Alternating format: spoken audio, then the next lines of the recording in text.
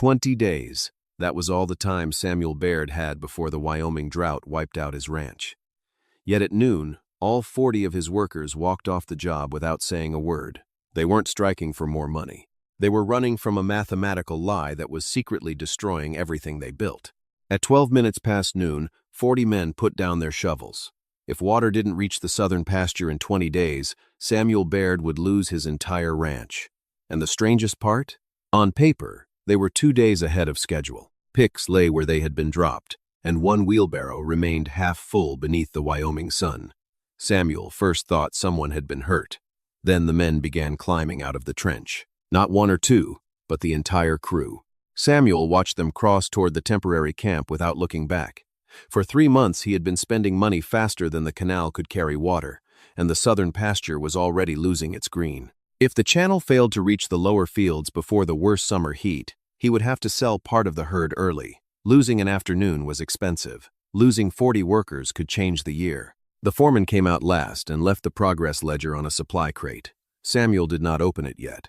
Nearly 2 miles of unfinished channel stretched south across land that was supposed to save his ranch from drought. The section ahead narrowed toward harder ground, where the crew had been slowing for several days. Samuel had been told they disliked the new quota. Until noon, he had assumed resentment was the problem. Edith Kersey reached the site while dust from the departing men still hung over the road. At 27, she looked younger than the men Samuel usually trusted with construction problems, but she did not begin by asking why the crew had left. She stood at the rim and watched loose dirt sliding down one wall. Then she studied the abandoned tools and the timber braces farther along the cut. Instead of following the workers, she climbed down. The bottom of the canal was hotter than the ground above it. Edith moved slowly, studying the walls rather than the distance already dug. Fresh shovel scars crossed compacted clay, and broken stone waited in piles to be hauled out. Nothing immediately explained why 40 men would stop together. Then she reached a timber brace that looked newer than the soil around it. Its edges were clean. The hammer marks were fresh. Behind it, a thin crack had opened in the wall. A few feet farther on, another brace showed the same signs. The dirt behind it had pushed inward enough to distort the base. Edith found a third before she had gone 30 yards. 3 recent repairs did not prove the trench was unsafe, but they showed that the same kind of failure had happened more than once. Samuel climbed down beside her. From the bottom, the canal no longer looked like a clean line toward the southern pasture. Edith examined the floor near one collapsed patch and found 2 layers of soil. The lower one had already been packed down by boots and wheelbarrows. The upper layer was loose. Someone had dug this section, lost part of the wall, and dug it again. That still was not enough for Edith. Canal work meant hard earth, broken tools, and occasional collapses. She refused to turn the first suspicious detail into an answer simply because Samuel needed one quickly. Back above the trench, she opened the ledger the foreman had left behind. The most recent page showed exactly what Samuel had been told. The crew's daily footage was rising. For a moment, the numbers contradicted everything Edith had just seen. Samuel had been paying for more progress, and according to the ledger, the men were producing it. Yet the canal below showed signs that some of the same ground had been worked twice. Edith turned back one page instead of drawing a conclusion. If the ledger was accurate, the canal should have been advancing faster than the land suggested. The question was no longer why 40 men had walked away at noon. It was what the ledger was counting that the canal itself was not. Edith stayed with the ledger after Samuel walked back toward the canal. The first pages looked ordinary enough. Names, hours, footage completed, deductions for missed shifts, and a narrow column where the foreman recorded damaged tools. The daily totals had risen almost every week. If those numbers were the whole story, the men had become better workers just before they abandoned the job. Edith went back to the first week and began comparing the figures one line at a time. The change had started when the crew reached harder soil. At first, their pace dropped, exactly as Edith expected. 3 days later, however, the recorded footage jumped sharply. Samuel had been told the foreman raised the quota to keep the project on schedule, and the men apparently responded. But Edith noticed that the number of full shifts began falling at almost the same time. 1 man left before noon. 2 missed the following day. Another returned after 3 days and earned less than half his usual pay. The ledger did not explain why. Edith closed it and walked toward the temporary camp instead of deciding that injuries were the answer. Men could miss work for dozens of reasons. When she reached the first row of tents, the strike looked less organized than Samuel had imagined. Some workers were eating. Others were cleaning tools they had carried out with them. Several had packed nothing at all. They had stopped working, but they had not yet decided to leave. Edith watched their hands before she watched their faces. One man wrapped cloth around his palm. Another moved his shoulder carefully whenever he reached for his cup. A younger worker sat with one boot removed, rubbing the swollen side of his ankle. None of those injuries was severe enough to explain 40 men walking out together. What interested Edith was how ordinary the injuries appeared to everyone around them. She returned to the trench and chose the section where the production numbers had first increased. Samuel followed at a distance, resisting the urge to ask what she had found. Edith measured the wall with her eyes, then examined the braces more closely. Some were placed where she expected. Others had been driven in after sections had already shifted. The crew was not simply supporting the trench as it advanced. In several places, they were repairing ground that had begun to fail behind them. That discovery should have explained the missing time. It did not. According to the ledger, the crew was still producing more footage despite the repairs. Edith checked the measurement stakes along the bank. The numbered markers advanced steadily toward the south, matching the foreman's totals almost perfectly. For several minutes, the canal seemed to prove the ledger correct. Then Edith noticed one stake had 2 sets of hammer scars. She crouched beside it and brushed dust away from its base. The lower portion was darker than the soil above it, as though the stake had once stood deeper in the ground. A second marker farther along showed the same thing. Someone had pulled the stakes and reset them after work was measured. That did not necessarily mean fraud. A collapsed wall could force a crew to move a marker before rebuilding the section. But if footage was being recorded before that rebuilding happened, the ledger could count progress that later disappeared. Edith looked back toward the camp. The men might not have stopped because they were unwilling to meet the quota. They might have stopped because the quota was forcing them to finish the same ground more than once. She still needed proof. And the only people who knew exactly what happened between the first measurement and the second were the men who had just put down their shovels. Edith did not ask the workers why they walked away. Not yet. She had learned long ago that people often gave the answer they thought would protect them before they gave the one that mattered. A tired man might say he was angry. A frightened man might say he was finished. A proud man might say he was not afraid of anything. None of those answers would tell her what happened inside the canal. So she started with the smallest details. The first man she approached was Caleb Turner, one of the older workers who had spent more than a month in the trench. He was sitting near the camp sharpening a tool that did not need sharpening. The blade was already smooth. His hands simply needed something to do. Edith asked about the quota. Caleb looked toward the unfinished canal before answering. He did not complain about the amount of work. He did not say Samuel was unfair. Instead, he asked her a different question. How much of the canal did she think they had actually built? The question stayed with her, because according to the ledger, the answer was obvious. According to the ground, it was not. Caleb explained that the men had learned to watch the foreman's measurements more carefully than their own progress. Some sections looked complete when measured from above, but the walls shifted after another night of pressure. By morning, the same dirt returned to the bottom of the trench. Edith listened without interrupting. She still needed more than one man's explanation. A complaint from a worker could be true and still incomplete. She returned to the canal with Caleb, following several steps behind. Near the section with the newest braces, he pointed toward the wall where the crew had been ordered to increase speed. Edith examined the area again. This time, she looked differently, not for damage, for sequence. A canal was not only a hole in the ground, it was a series of decisions made in order. First, the earth was removed. Then the walls were shaped. Then the structure was stabilized. But here, the order had been reversed. The crew had been digging faster than the ground could safely accept. They removed soil. The wall moved. They reinforced it. Then the ledger recorded the distance as completed. Edith measured the repaired section herself. The number surprised her. Nearly 12 feet of recorded progress existed in the ledger. Only 7 feet remained as usable canal. 5 feet had disappeared. Not because the workers failed, because the land had taken it back. Samuel arrived while she was still writing the measurement down. He looked from the number in her notebook to the trench below. He did not argue immediately. That was what surprised Edith. She expected him to defend the quota, the foreman, or the money already invested. Instead, he asked the question she had been avoiding. How many days had they lost? It was not the question of a man trying to prove himself right. It was the question of a rancher calculating whether there was still a way forward. Edith did not have an answer yet. She knew the old system was wasting work. She did not know whether a safer system could still finish before the southern pasture suffered permanent damage. That distinction mattered. A person could prove something was wrong without proving they had a solution. The next morning was already waiting. The canal needed to move. The workers needed a reason to return. And Samuel needed to know whether trusting Edith would save his ranch or simply delay its failure. Edith returned to the ledger one more time. This time, she stopped looking at the daily totals. She looked at the days when the crew had performed best. The highest production numbers all came from the same pattern. Not longer hours, not more men, different ground. The sections where the soil held were the only places where the quota truly worked. The problem had never been that the workers could not meet the target.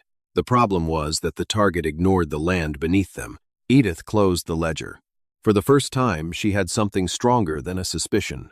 She had found the mistake. Now she had to convince a rancher, a foreman, and 40 workers that changing the system would not destroy the deadline they were all trying to protect. Samuel Baird did not call the workers back that evening. The decision surprised almost everyone on the ranch. The men expected anger, the foreman expected demands, and the workers waiting at camp expected someone to force the issue. Instead, Samuel stayed beside the canal with Edith Kersey, measuring the same section of ground that had caused the entire crew to walk away. He still did not completely agree with her, but for the first time, he stopped assuming the workers were simply refusing to work. Edith noticed that difference. Samuel was no longer looking for someone to blame. He was trying to understand where his money, his schedule, and his entire summer plan had started disappearing. Edith marked every place where the canal wall had shifted. She counted the newer braces, compared them with the original stakes, and followed the order in which each repair had been made. The pattern slowly became clear. The canal was not failing everywhere. That was exactly why the problem had remained hidden. The easier ground allowed the crew to move quickly, and the numbers looked impressive. But when they reached harder sections, the same system created delays. The workers dug faster. The soil moved. The walls weakened, and the crew repaired damage that had not existed when the day began. The ledger counted the digging. The land counted the rebuilding. The next morning, Edith asked Samuel for the original survey notes.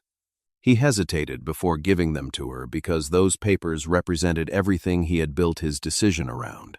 The route, the cost, the number of workers, and the deadline for reaching the southern pasture all depended on those calculations.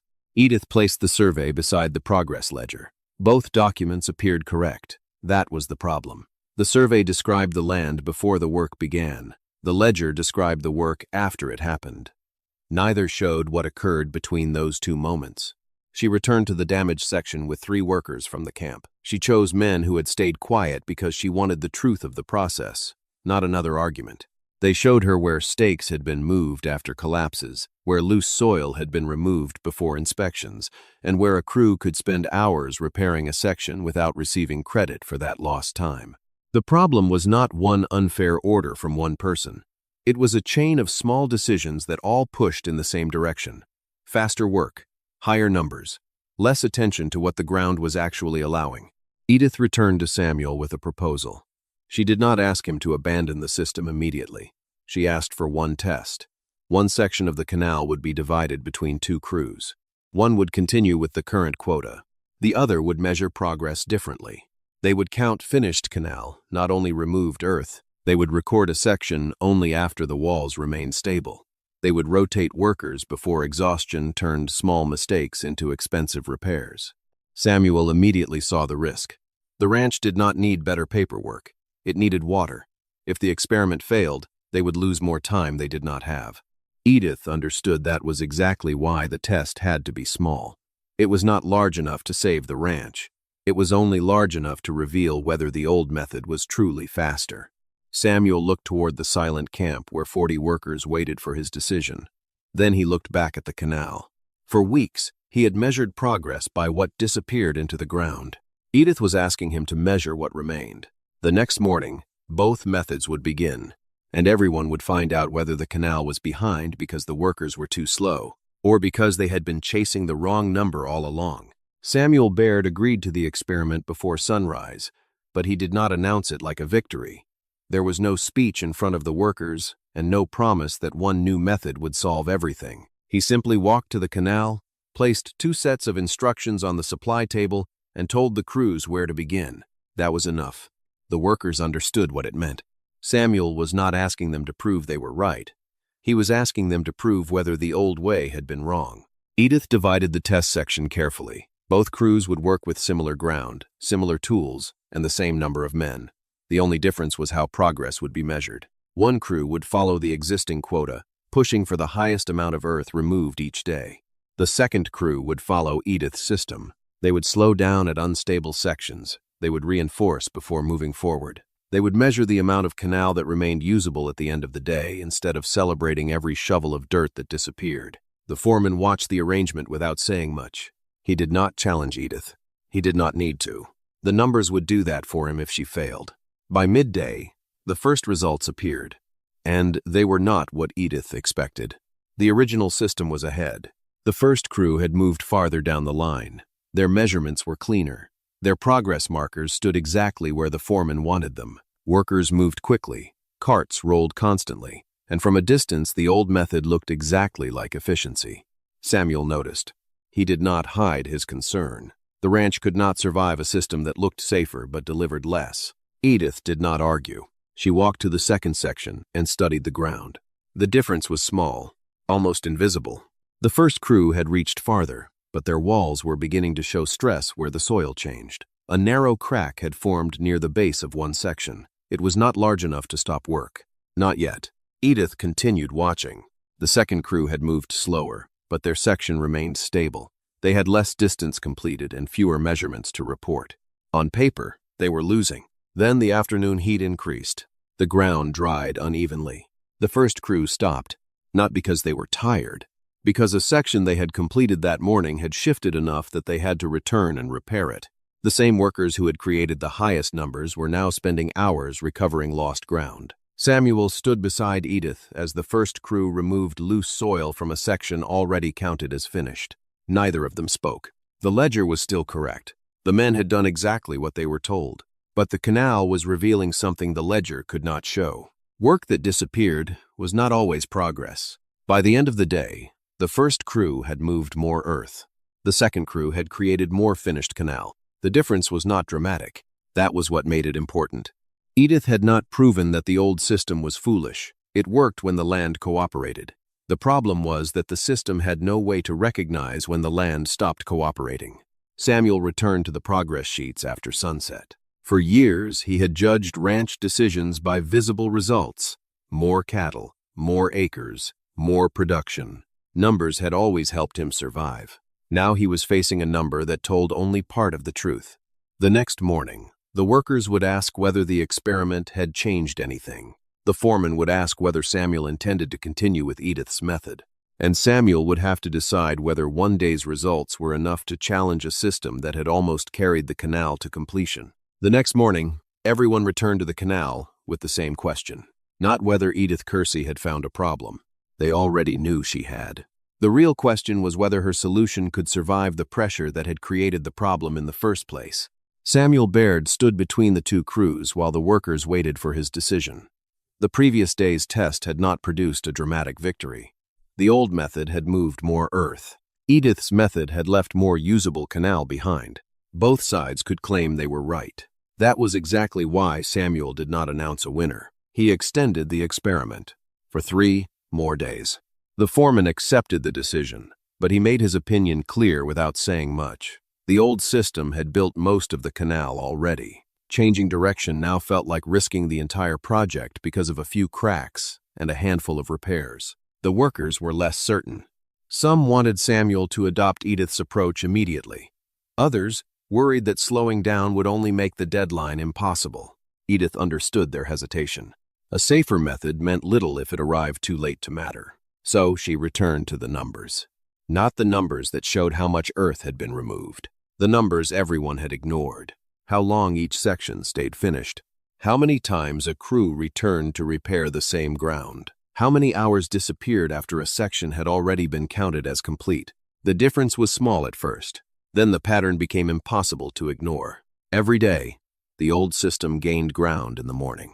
Every afternoon, it gave part of that progress back. The second crew moved slower, but kept almost everything they built. The old crew created impressive totals. The new crew created a canal.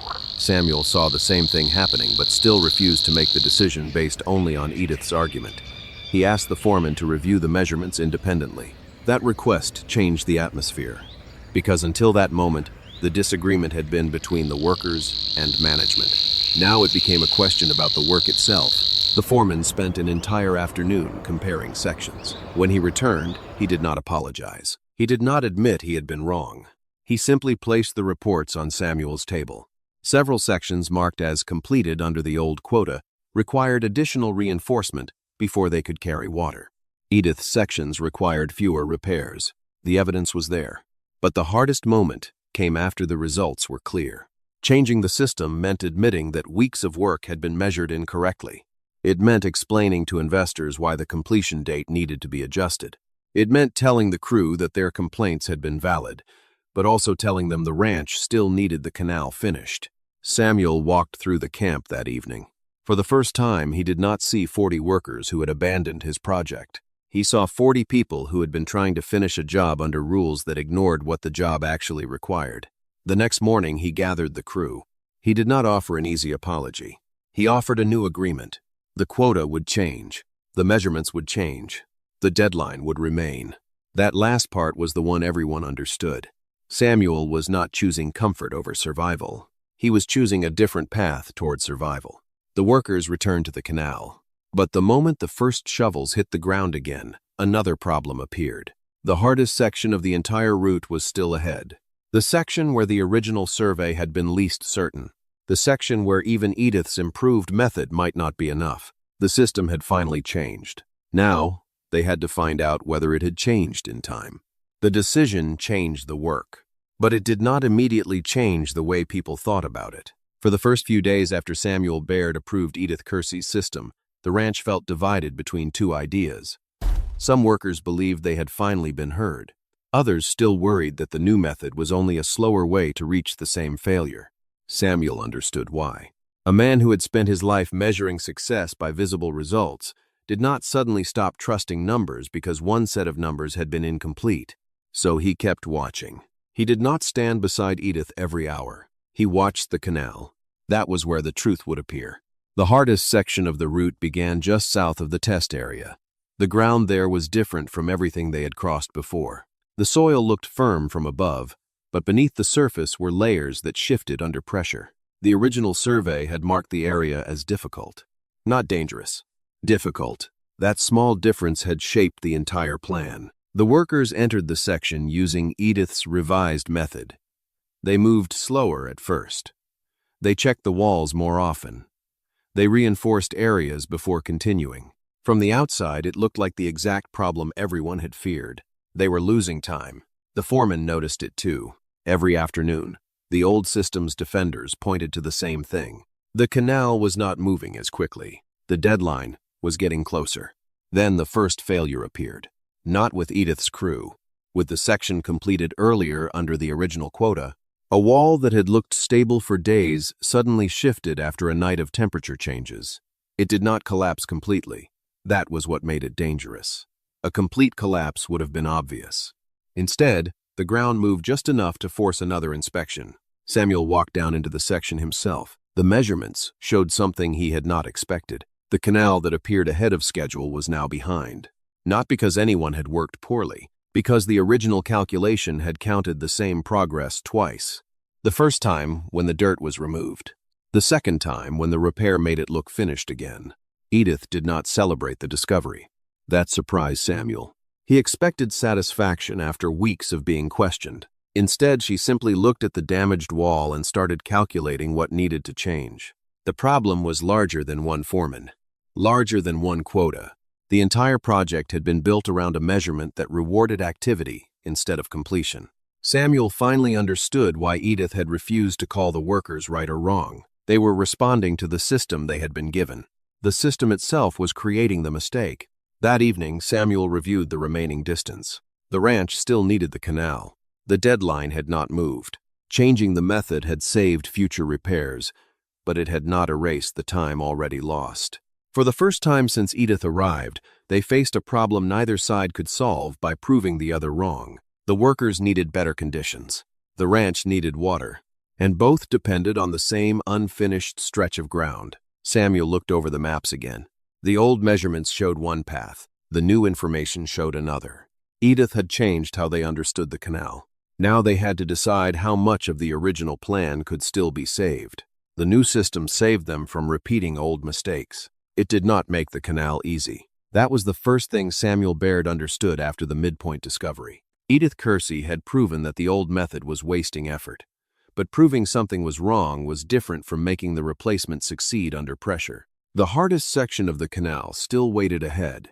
The ground there contained more stone, more unstable soil, and fewer places where the workers could move quickly without risking another collapse. Every decision now carried a cost. Slow down too much, and the southern pasture would lose its water. Move too quickly, and they would rebuild the same canal twice. Edith spent the morning walking the next section before a single shovel touched the ground. She did not look for where the crew could dig fastest. She looked for where the land would allow them to keep what they built. That changed the way the workers saw her. At first, many of them had viewed Edith as someone protecting them from management. Now, they saw something different. She was protecting the canal from its own mistakes. The crews began bringing problems to her before those problems became failures. A worker pointed out a section where water had softened the lower wall. Another showed her a place where the original route forced too much pressure against one side of the trench. Small observations became early warnings. The canal began moving again. But Samuel noticed something else changing. The workers were no longer waiting for orders from the foreman alone. They were thinking about the project. That mattered because a system built only on instructions failed the moment conditions changed. A system built on understanding could adjust. Still, the deadline remained. The ranch had lost time during the strike and the early testing period. Even with fewer repairs, the canal was behind the schedule Samuel had promised. Well, one evening, he spread the remaining plans across his desk. The original timeline was written in clear lines. The new reality was not. Edith found him still working after sunset. For the first time, Samuel admitted what he had avoided since the beginning. He had built the schedule around the belief that effort was the same as progress. The workers had spent weeks proving they could work harder. The land had spent those same weeks proving harder work was not always the answer. Edith did not tell him the deadline no longer mattered. It did. The ranch still needed water. The cattle still depended on that pasture. The difference was that now they knew exactly where the remaining danger was. Together, they changed the plan. They did not try to force every section of the canal to move at the same speed. The stable ground would receive fewer workers. The difficult sections would receive more attention. Workers who had experience with stone would lead the hardest areas. Those who were faster with hauling would support them instead of being measured by the same standard. It was not a faster system. It was a smarter one. For the first time, Samuel saw Edith not as someone who had corrected a mistake he made. He saw her as someone helping him build something better than the original plan. The next challenge came the following morning. A group of investors arrived to inspect the canal. They had heard the project had slowed. They did not know the reason. And Samuel knew exactly what they would see. Not a finished canal. Not a perfect recovery. A construction site where the old numbers no longer matched the new reality. The same people who had trusted his original plan were now asking whether he had lost control of it. Samuel had to decide whether to defend the old promises or explain why changing them was the only reason the canal still had a future. The investors arrived before the morning work began. They did not come to inspect the canal itself. They came to inspect Samuel Baird. For weeks, Samuel had sent reports showing progress. The numbers were accurate according to the system he had been using. The problem was that the system had changed, and the people who held his future contracts did not know why. 3 men stood near the canal with clean coats and polished boots, watching workers move slower than they expected. They saw careful measurements, reinforced walls, and crews stopping to examine sections before continuing. To them, it looked like hesitation. To Samuel, it looked like the first time the canal was being built only once. Edith Kersey noticed the same thing Samuel did. The investors were not looking at the ground. They were looking for the numbers they expected to see. One of them asked how much progress had been made since the original report. Samuel answered honestly. The answer was lower than the old figures. The silence afterward was worse than an argument, because honesty had created a new problem. The investors believed the project had fallen behind. Samuel could have blamed the strike. He could have blamed the workers. He could have blamed the difficult soil. All of those explanations would have been easier. Instead, he explained that the original measurements had counted work that later had to be rebuilt.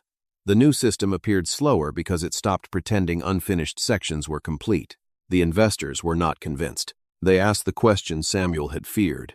Would the canal still reach the southern pasture before the dry season became critical? Samuel did not answer immediately. Edith watched him. This was the moment where their partnership changed. Earlier, Samuel had asked Edith to prove her ideas. Now he had to decide whether to stand beside them before knowing whether they would succeed. He looked over the canal. The old system could have given him better reports. The new system gave him a better chance. Samuel chose the second. He told the investors the project had changed because the land had revealed a problem they could not ignore. The deadline remained the goal, but pretending the original plan was still correct would cost more time than changing it. The investors left without offering approval. They also did not withdraw. For Samuel, that was enough. But the pressure did not disappear with them. The hardest section of the canal was still unfinished. That afternoon, the crew reached the layer of ground everyone had been expecting. Stone beneath loose soil. A narrow section where one mistake could force them to rebuild an entire stretch. The old system would have pushed forward. The new system stopped. For a moment, it looked like Edith's method had created the exact problem her critics predicted. The crew was losing hours. Workers waited. The canal did not move. Samuel felt the old fear return. The ranch did not need a perfect method. It needed water. Then one of the older workers pointed out something Edith had missed. A natural slope beneath the ground. Not enough to change the entire route. Enough to reduce the pressure on the weakest section. Edith studied the area again. The answer had not been faster labor. It had been listening to the people who understood the land. She adjusted the plan. The workers moved around the difficult section instead of fighting directly against it. The change cost them a morning. It saved them several days of possible repair. Samuel watched the crew continue into the afternoon. For the first time, the new system was not proving itself by correcting the old one. It was proving itself by preventing the next mistake before it happened. But the remaining distance was still longer than the available time. And now, Samuel faced the final choice. They could finish the canal safely, or they could finish it quickly. The ranch might not allow him to have both. The final section of the canal was shorter than the distance they had already completed, but it was the section that carried the most weight. Everyone knew it. The workers knew because they had watched every earlier mistake cost them time. Samuel knew because the remaining days were already counted. Edith knew because the ground ahead contained every weakness the old system had ignored. The question was no longer whether the new method worked. It did. The question was whether it could finish before the ranch ran out of time. That morning, Samuel received another report from the southern pasture. The water level had dropped lower than expected. The cattle could wait. The grass could not. Every additional day without the canal reaching the field increased the chance that Samuel would have to reduce the herd before the market improved. The pressure returned. And this time, no one could pretend it was only about a construction method. It was about the survival of the ranch. The foreman brought a suggestion. For the last section, they should return to the old approach. Only temporarily. Push harder. Increase the daily target. Finish the canal before the deadline. The argument sounded reasonable because it offered exactly what everyone wanted. Speed. Edith did not reject it immediately. She walked the unfinished section again. She examined the walls. She checked the soil. She measured how much distance remained and how much risk came with forcing the work. The old method had not failed because workers could not move quickly. It failed because it treated every section as if the land had no opinion. This section had already shown its opinion. The ground was unstable. A few extra feet gained today could become several lost days tomorrow. Samuel stood with her at the edge of the canal. He did not ask whether the safer method was better. He asked something harder. Could they finish without taking the risk? Edith studied the remaining distance, not by pretending the deadline did not exist. by changing how they used the people they had. She divided the final work differently. The strongest diggers moved to the difficult sections. The fastest haulers stopped being measured by distance and started supporting the areas where delays would hurt most. Workers who knew the soil patterns became responsible for warning before problems appeared. The canal would not move faster because everyone pushed harder. It would move faster because fewer mistakes would interrupt the movement. Samuel approved the plan, not because he was certain, but because he finally understood that uncertainty existed under both choices. The old way offered a faster beginning and a greater chance of failure. The new way offered slower steps and a better chance of reaching the end. The final days became the hardest work the crew had faced, not because the tools changed, because every person had to trust the system. A worker who once measured success by how much dirt he moved, now measured it by whether the section remained finished after he left. A foreman who once counted speed began counting stability. And Samuel, who had once believed leadership meant having the strongest answer, learned that sometimes leadership meant choosing the better question. Will this get finished today? Or will this still be finished tomorrow? The last section resisted them. Stone slowed the digging. Rain threatened the walls. One morning, a partial shift forced the crew to stop and reinforce a section before continuing. Under the old system, that moment would have been recorded as lost time. Under Edith's system, it was recorded as the reason they did not lose the entire section. By the final week, the canal was no longer ahead of schedule. It was not even close to the original promise. But it was moving, and every foot that remained was a foot that did not need to be rebuilt. When the final stretch approached, Samuel stood beside Edith, watching the workers continue into the evening light. Months earlier, he had feared the crew walking away would destroy everything he had built. Now he understood something different. The canal had not been saved because the workers came back. It had been saved because everyone finally started building the same canal. The final test was no longer whether the method worked. It was whether the water would arrive before the land could wait no longer. The final day did not begin with celebration. It began with waiting. The crew had reached the last section of the canal, but no one wanted to believe the work was finished until the water moved through the entire route. Too many times they had watched a section appear complete, only to discover another weakness beneath it. Samuel Baird stood beside the final gate while Edith Kersey checked the measurements one more time. Months earlier, this moment would have looked very different. He would have been looking at a deadline, a number, a promise made to investors. Now he was looking at the actual work in front of him.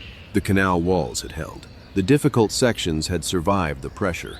The ground that once forced the workers to repeat the same labor had finally been given enough attention to stay finished. When the first water entered the channel, nobody shouted immediately. They watched. The stream moved slowly at first, touching the sides of the canal that had taken months to build. Workers followed it along the path, checking for leaks, weak points, or any sign that the land was about to take back what they had created. None came. The water continued south, toward the pasture that had been waiting for it. The ranch had not finished on the original schedule. That truth did not disappear. Samuel still had difficult conversations ahead with investors. He still had to explain why the project had changed and why the final numbers looked different from the first promises.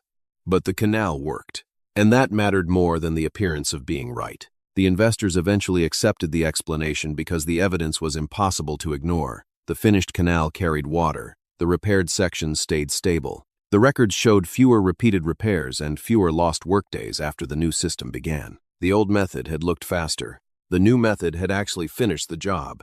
The workers returned to their normal routines, but the relationship between them and the ranch had changed. They no longer saw every instruction as something imposed from above. They understood why measurements were taken differently and why some sections required patience. Samuel changed too. He kept the new system even after the crisis ended. That was what Edith noticed most. Many people accepted a better idea when they needed it. Fewer people kept it after the danger passed. Samuel had learned that the canal was not only a construction project, it was a lesson about how the ranch itself worked. A strong operation was not built by forcing every person, horse, and tool to give the maximum every day. It was built by knowing when pushing harder would create a bigger failure later. Weeks after the water reached the southern pasture, Edith returned to the canal alone. She expected to find problems. That was how she worked. She looked at the walls, the measurements, and the places where the land had once resisted. But this time, she found something different. Not perfection. Proof. The same workers who had walked away at noon months earlier were now maintaining the section they had once refused to continue. The difference was not that the work had become easier. The difference was that the work finally made sense. Samuel joined her near the water gate as the afternoon sun moved across the valley. He did not thank her for saving the canal. He knew that would make the story too simple. She had not built it alone. The workers had not built it alone. He had not saved the ranch alone. The canal survived because everyone involved eventually stopped fighting over who was right and started understanding what the land required. For Edith, that was the part that mattered. She had arrived because a crew walked away. She stayed because a ranch owner was willing to question a system he had trusted. And somewhere between those two moments, the canal became more than a solution to a drought. It became the first thing they built together. Not a promise, not a sudden romance, a partnership earned through difficult choices. The next season, when Samuel planned another improvement to the ranch, Edith was not called after the problem appeared. She was there when the plan was created.